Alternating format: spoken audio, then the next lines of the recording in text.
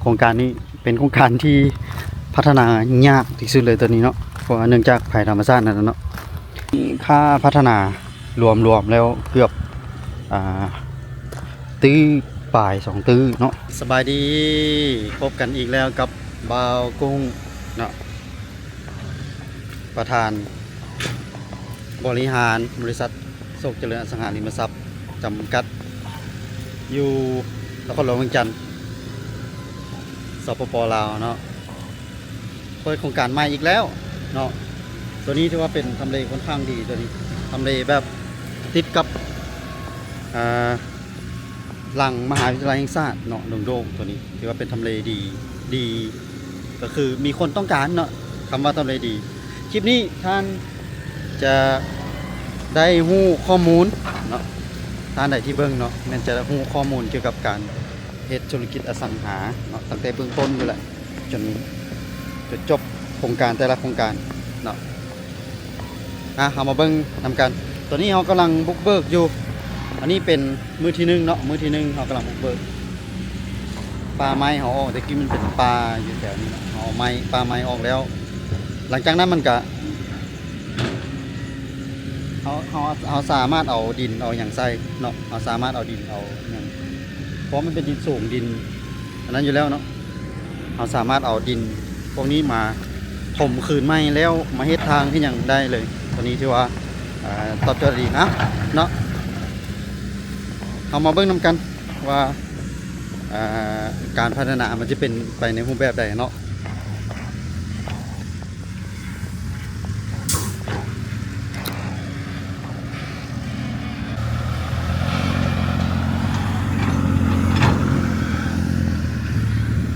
นี่ถือว่าเป็นมื้อที่2ในการพัฒนาของพวกเราตัวนี้เนาะเป็นมื้อที่2ในการพัฒนาก็คือเราจะเอาดินเอาอย่างใส่เอาดินที่ถมแล้วเอาดินที่ถมแล้วเนาะมันดินสูงอยู่แล้วนะเนาะเอาเพียงแต่เอาดินที่ถมแล้วเอาไปปรับแปลงอยู่เขตหรือว่าอยู่บอนที่มันควรจะปรับแปลงคืนไม้เนาะให้มันงามเพื่อพัฒนาเอาไว้ขายให้ผู้ที่จะมาซื้อนั่นแหละเนาะนิจสันโครงการนี้เนาะแมนถือว่าเป็นดินจัดสรรที่อยู่ในเขตที่คนต้องการเนาะตามตลาดของอยู่ในสปป.ลาวแล้วเนาะตัวนี้ถือว่า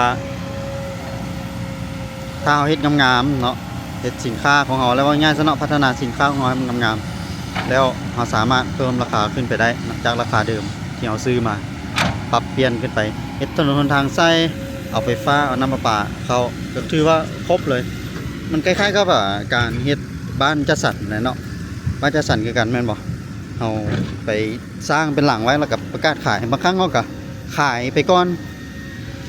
ขายตามกราฟขายตามการออกแบบของเขาเนาะดินจัดสรรก็เช่นเดียวกัน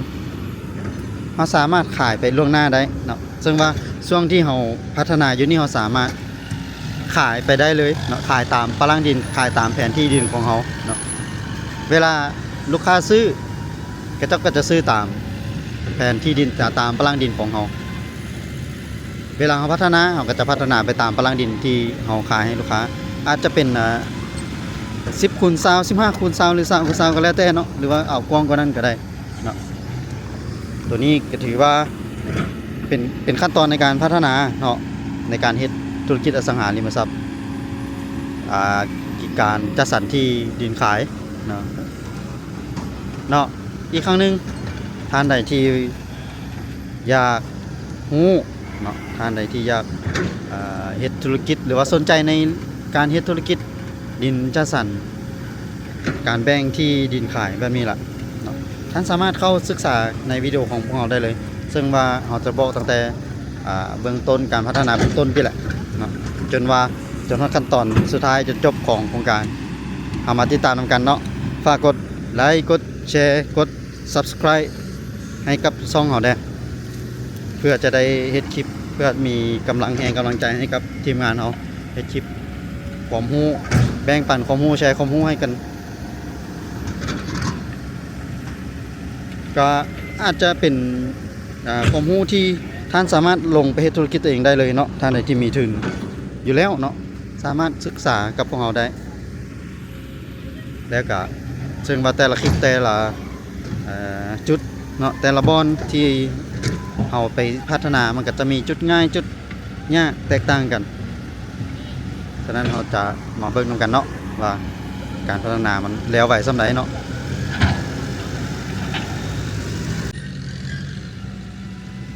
นี่เนาะทางโครงการของพวกเราแม่นอันนี้เราจะปูทางยางเข้าไปเลย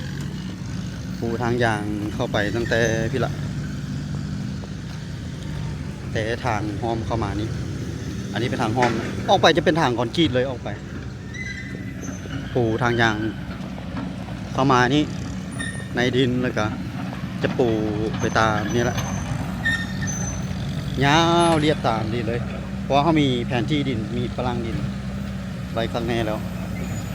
ตอนนี้กำลังเร่งเฮ็ดทางเร่งปรับหน้าดินบนใดสูงเนาะตัวนี้ที่ว่าง่ายเนาะในช่วงยามฝนแบบนี้ค่อนข้างง่ายหน่อยนึง บ่ได้ง่ายหลายเนาะเพราะว่าเราสามารถเอาดินบอนที่โนนสูงนี่ไปปรับใส่ทางเฮ็ดทางเหมาะหรือบ่ก็เอาไปปรับใส่บอนใดที่มันลุกมันต่ำเนาะเพื่อว่าให้มันงามขึ้นของ่ายๆซะพัฒนาผลิตภัณฑ์ของเราเนาะให้มัน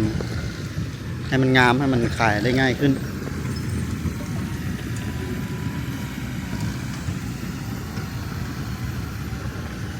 นี่เนาะนี่คือ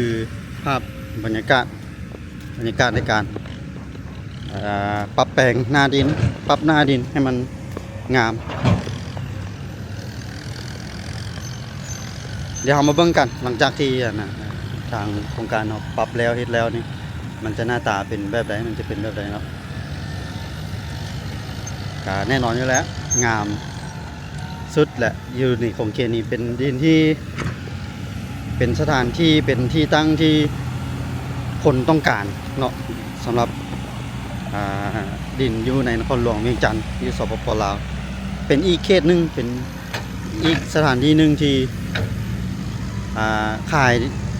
ได้ดีขายได้ไหวเนาะเพราะมันเป็นเขตที่คนลาวต้องการซื้อต้องการ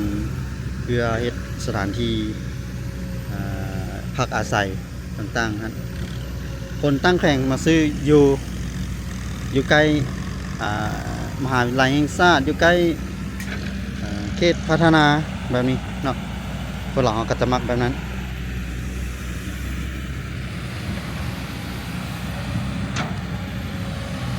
นี่เนาะเอากำลังคูดกำลังเอาหน้าดินตัวใดที่มันสูงๆเอาไปใส่ทางกับปรับบนใดที่มันต่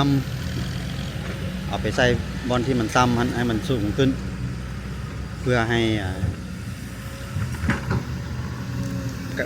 คันจะว่าง่ายๆเนาะก็เป็นการประหยัด1ประหยัดเวลาพร้อม2ประหยัดการซื้อดินมาใส่ยามฝนแบบนี้ดินอยู่ลาวอยู่นครหลวงเวียงจันทร์แพงสำหรับดินถ้าเป็นดินมะขอมดีอย่างไรก็โอ้โหปัจจุบันนี้ราคาเกือบ2 ล้านต่อคันรถที่มันเป็น30 เมตรก้อนบอก30 ปลายเมตรก้อน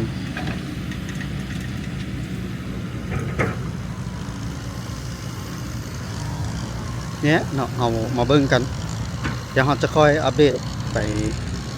แต่ละมือให้เบิ่งว่ามันจะอยู่ในรูปแบบใดมาในรูปแบบใด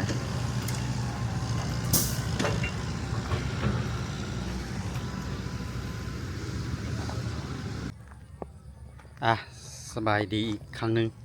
มื้อนี้เป็นมื้อที่5ของการบุกเบิกโครงการตัวนี้เนาะก็ถือว่าค่อนข้างยากหน่อยนึงเนาะยามฝนแต่ว่าก็บุกเบิกได้ไปตามแผนเนาะทางบุกเบิกไปนำทางขายไปนำเนาะอีกครั้งหนึ่งเนาะหากผู้ใดทานได้เนาะหากสนใจ เกี่ยวกับคอนเทนต์หรือว่าซ่องที่บอกเกี่ยวกับการอ่า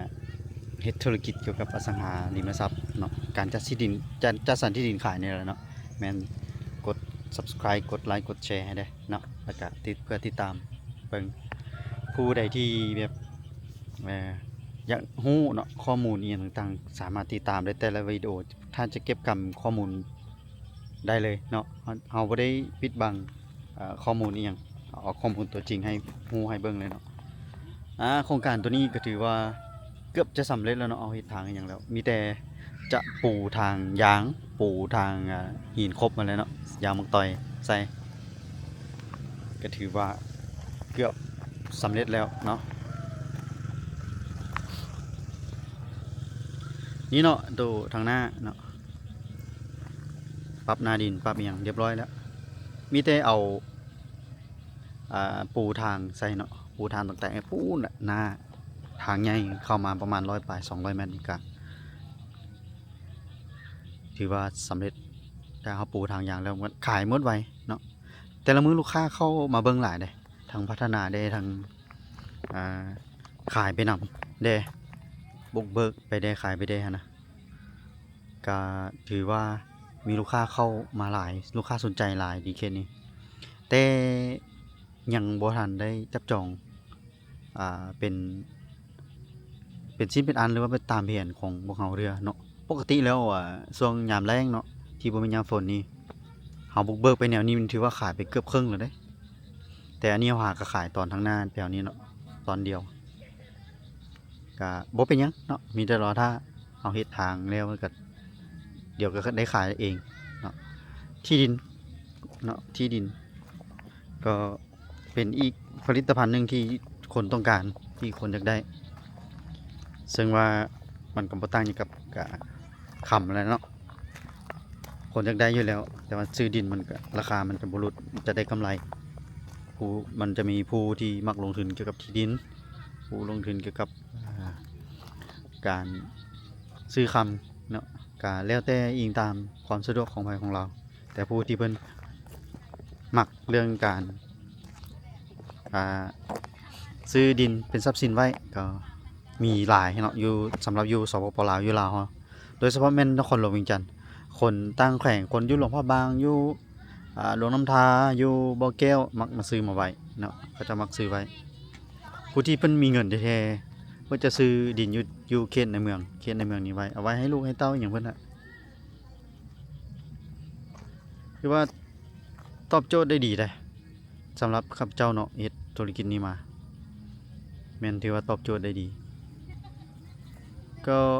อยู่ในเกณฑ์อยู่ในแผนแต่ว่าบ่ได้เอากำไรอย่างหลวงหลายเพราะว่ามันจะบวกใส่ในค่าพัฒนาอย่างต่างๆเนาะสินค้าเนาะเอาเฮ็ดให้งามเฮ็ดให้คุณภาพดีมันก็ได้ราคาเนาะได้ราคาดีได้ขายหมดไวว่าง่ายๆซะแพงอยู่แต่ก็ขายหมดไวเพราะว่าเอาเฮ็ดงามเฮ็ดดีให้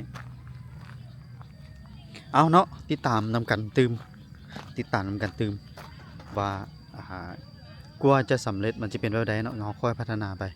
เนาะตั้งแต่ต้นหมดแหละตั้งแต่ต้นวิดีโอมาเนาะเฮาก็ถ่ายให้เบิ่งแล้วว่าเฮ็ดแบบใดปัจจุบันนี้เฮาตัดแนวทางอย่างเรียบร้อยเบิดละมีแต่ปูทางใส่ปูทางหินใส่ช่วงนี้มันยังใส่ยังบ่ได้เดียวเพราะว่าโอ้ยเนาะเอารถยังลมเลยเพราะว่ายามฝน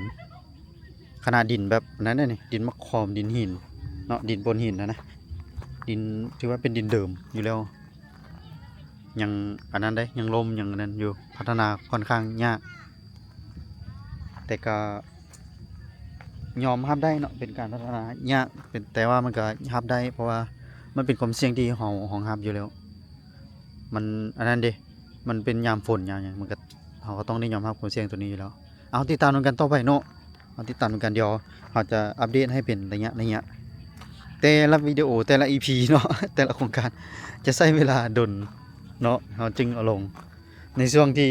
รอถ้าวิดีโอนั้นก็เบิ่งวิดีโออื่นไปก่อนเนาะเบิ่งคลิปตัวอื่นไปก่อนเดี๋ยวเราจะ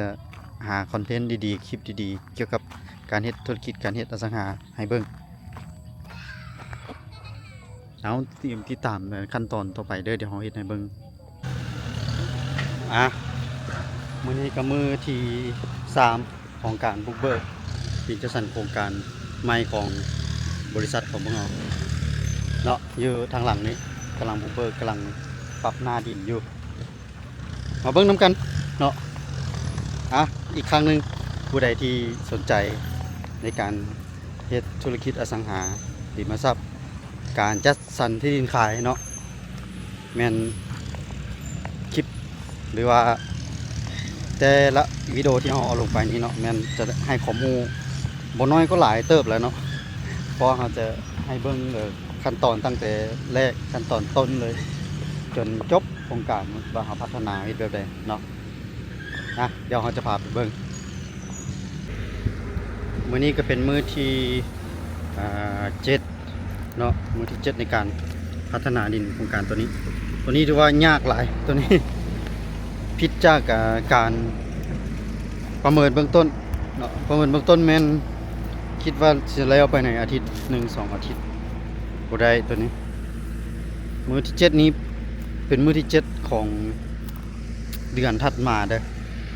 บ่แม่นมื้อที่7แบบเดือนมือติดมื้อที่7ในการพัฒนา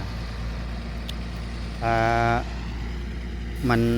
พัฒนายากย้อนว่า1เนาะสถานการณ์น้ำท่วมเด้เนาะสถานการณ์น้ำท่วมอ้อมเขตอันนี้แหละเฮ็ดหยังบ่ได้ซอกหาดินมาใส่หรือว่าวัตถุดิบในการเอามาปรุงแต่ง ปรุงแต่งใส่เส้นทางบ่ได้ก็เลยว่าโจ๊ะไปก่อนระยะหนึงเนาะแล้วตอนนี้ก็กลับมาเฮ็ดอันนั้นได้ละเฮ็ดทางคอนกรีตเฮ็ดทางยางได้ละเนาะกำลังเร่งเฮ็ดทางยางเฮ็ดทางยางนี้ประมาณ 2-3 มื้อก็แล้วละบ่หลายเนาะเฮ็ดทางยางบ่โดนเนาะ 2-3 มื้อก็แล้วมื้อนี้เกตทางเกตอหยังต่างๆแล้วอีก 2-3 มื้อก็ลงยางแต่การลงหินถือว่าจบสิ้นสำหรับการพัฒนาโครงการนี้เนาะคงเป็นโครงการหนึ่งที่ค่อนข้างพัฒนายาก เป็นอีกโครงการหนึ่งที่ค่อนข้างพัฒนายากเพราะว่ามันใช้เวลากับภัยธรรมชาติเนาะนี่แหละนี่คือจุดยุ่งยากข้อยุ่งยากในการเฮ็ดอสังหาริมทรัพย์พวกที่ดินจัดสรรเนาะเป็นอีกจุดหนึ่งที่ค่อนข้างยากนี่แหละเป็นภัยธรรมชาตินี่แหละที่เป็นตัวดึงไว้เป็นตัวที่เฮ็ดให้ยุ่งยากในการพัฒนาเนาะนี่เนาะเฮาคาดการไว้เนาะก็คือถ้าเร่งขายเนาะเฮ็ดทางอย่างเรียบร้อยแล้วพัฒนาเรียบร้อยแล้วก็จะมีไฟฟ้ามีน้ำประปาเข้าฮอดนาดินทุกตอนให้เลยเนาะแล้วคาดการไว้ก็คือจะขายหมดภายใน1 เดือนหรือ2 เดือนเนาะคาดการไว้ประมาณนั้นเพราะมันบ่หลายตอนเนาะมีเพียงแต่เฮกตาร์เดียวก็คือแบ่งเป็น9 ตอน 10 ตอนเท่านั้น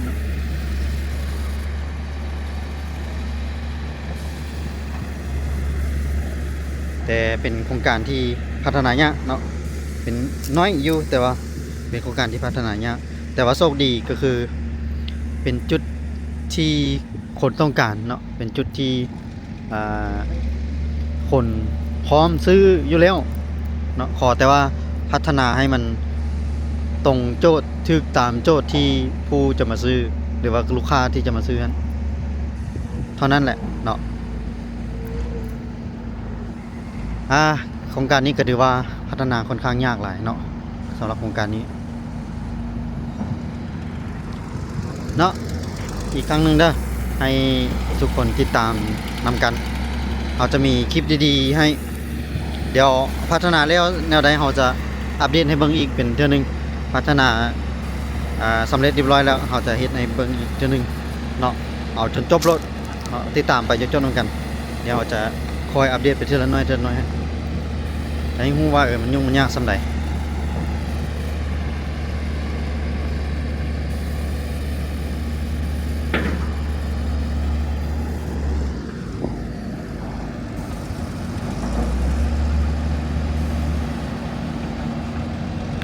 นะสบายดีอีกครั้งหนึ่ง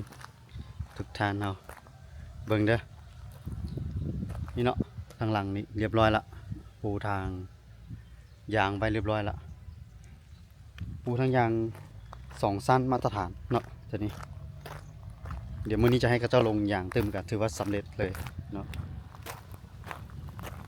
แล้วโครงการนี้เป็นโครงการที่พัฒนายากที่สุดเลยตัวนี้เนาะเพราะว่าเนื่องจากภัยธรรมชาตินั่นนะเนาะปีนี้ฝนหลายน้ำท่วมเลยนะแต่ว่าแถวนี้น้ำบ่ท่วมตัวนี้เพราะเป็นทำเลที่เราเลือกดีแล้วแต่ว่าเขตออมแอมแถวฮันเนาะเขตออมแอมเขตที่อยู่กองโครงการของพวกเราแม่นท่วมจนเบิดจ้ะยามฝนนี่ก็จะเอารถขึ้นมาจอดอยู่ถึงเนี่ยของโครงการเราเลยยามฝนก็อันได้ช่วยกันเนาะอาศัยกันช่วยกันสำเร็จเรียบร้อยเนาะสำเร็จถือว่ารอท่าแต่เอาไฟฟ้ากับน้ำประปาเข้าเนาะฮอดหน้าดินทุกตอนที่เหลือก็แม่นเกี่ยมอบให้กับลูกค้าเนาะนี่แหละเนาะดินจัดสรรอยู่เขตนครหลวงเวียงจันทน์เนาะอีกโครงการหนึ่งที่พวกเราได้บุกเบิกได้เฮ็ดโอ้บุกเบิกเกือบเป็นเดือน2 เดือนตัวนี้พอดีถึกช่วงยามฝนเป็นโครงการที่ต้นทุนจม ต้นทุนจมเนาะเพราะว่าทึกช่วงที่มันพัฒนายากเนาะน้ำภัยธรรมชาติเอียงต่างๆแต่ว่าก็นั่นเนาะเป็นเขตที่ขายง่ายเขาขายไปนำเนาะเป็นขายไปนำบุกเบิกไปนำก็ถือว่าประสบผลสำเร็จไปขั้นหนึงเนาะลูกค้าก็มานั่นแหละจับจองแล้วจ่ายเงินแล้วที่เหลือก็มีแต่พัฒนาปะไว้ให้ลูกค้าให้กระเจ้าเริ่มปลูกสร้างเริ่มใช้นะเนาะผู้ใดที่สนใจเกี่ยวกับการเฮ็ดธุรกิจอสังหาริมทรัพย์การจัดสรรที่ดินขายแม่นนั่นเลยเนาะติดตามพวกเราได้เลยกดฝากกดไลค์กดแชร์กด Subscribe กดติดตามให้เด้อเดี๋ยวเราจะมาบอกถึงขั้นตอนวิธีการเนาะการเฮ็ดอสังหาริมทรัพย์การจัดสรรที่ดินขายเฮ็ดแบบใดเนาะเฮามั่นใจเลยว่าบ่หลายก็น้อยเนาะท่านจะมีความรู้พื้นฐานในการเฮ็ดธุรกิจของท่านเนาะในการเฮ็ดธุรกิจนี้ผู้ใดที่มักฮักในการเฮ็ดดินจัดสรรแบบนี้หรือว่าผู้ที่บ่ได้เฮ็ดก็สามารถศึกษาไปนำกันได้เนาะเช่นว่านะผู้ที่ซื้อเนาะผู้ที่ซื้อบ่ผู้ที่มักซื้อที่ดินขายก็สังเกตเบิ่งง่ายๆเนาะผู้ที่มักซื้อที่ดินขายก็เขตใดที่มันพัฒนาปะไว้แล้วก็ซื้อแล้วเอาไว้เก็งกำไรอีก 2-3 ปีข้างหน้าก็ถือว่าได้กำไรแล้วเนาะซื้อดินบ่มีค่าทุนซื้อดินเนาะมีแต่กำไรเพิ่มขึ้นเนาะถือว่าประสบผลสำเร็จแล้วเนาะรอท่าแต่เอาไฟฟ้ากับน้ำประปาเข้าแล้วก็ถือว่าเกี่ยมอบให้ลูกค้าจบเนาะแล้วก็ที่เหลือก็แม่นออกใบตาดินให้ลูกค้าออกโฉนดที่ดินให้ลูกค้าแล้วก็จบเลยเนาะตัวนี้ค่าพัฒนารวมแล้วเกือบตื้อปลาย2 ตื้อเนาะตัวนี้ค่าพัฒนาเพราะมันยุ่งยากนะนี่หลายขั้นตอนเลยหรือก็ยุ่งยากในการอันนั้นได้พัฒนานี้เนาะฉะนั้นว่าค่าบุกเบิกค่าพัฒนาอย่างต่างๆนี่ค่อนข้างสูงแต่ก็สูงอยู่ในระดับที่เรากำหนดไว้เนาะที่เราสามารถควบคุมได้เกือบ2 ล้านกว่าบาทเนาะเกือบ2 ล้านกว่าบาทคันเทียบเป็นเงินบาทเนาะเกือบ2 ล้านกว่าบาทที่เราพัฒนาอย่างต่างๆตัวนี้ยังบ่ทันได้รวมเอาไฟฟ้าน้ำประปาเข้าเนาะแล้วก็การแล่นแยกใบตาดินให้ลูกค้าแยกโฉนดที่ดินให้กับลูกค้าเนาะฝากเด้อไอ้น้องทางฝั่งลาวและไทยผู้ใดที่สนใจในการเฮ็ดธุรกิจอสังหาบ่ว่าอยู่ไทยหรืออยู่ลาวเนาะการเฮ็ดการจัดสรรที่ดินขายนี้มันก็คล้ายๆกันนั่นแหละเนาะต่างแต่คำเว้าคำเอิ้นคำว่าซื่อๆเนาะ ฝากกดไลค์กดติดตามกดแชร์ให้เด้อเดี๋ยวสำหรับโครงการนี้แม่นเราจะขอลาไปกับบรรยากาศตัวนี้เลยเนาะแล้วพบกันใหม่ใน โครงการต่อไป EP ต่อไปเนาะสุขสบายดีโชคลาภจงมีจงเกิดแก่ทานสบายดี